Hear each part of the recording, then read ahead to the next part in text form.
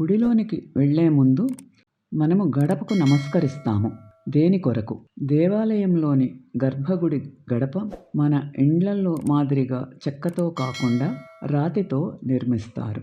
రాయి పర్వతానికి చెందినది. భద్రుడు అనే భక్తుడు భద్రమనే పర్వతంగాను, హిమవంతుడు అనే భక్తుడు హిమాలయముగాను, నారాయణుడు అనే భక్తుడు నారాయణాద్రిగాను అవతరించారని పురాణాలు చెబుతున్నాయి. భగవంతుడు ఆ భక్తుల కోసం ఆ కొండల మీదే వెలిశాడు. ఆ కొండలలో నుండి వచ్చిన రాయినే గదా గడపగా మార్చి ఉంచుతారు.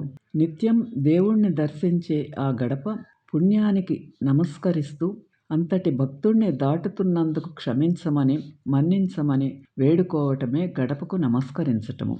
దేవాలయాల్లో గడపని తొక్కి దాటకండి, కేవలం దాటండి. ఈ వీడియో మీకు నచ్చితే లైక్ చేసి, షేర్ చేసి, సబ్స్క్రైబ్ చేయండి. Please subscribe my channel.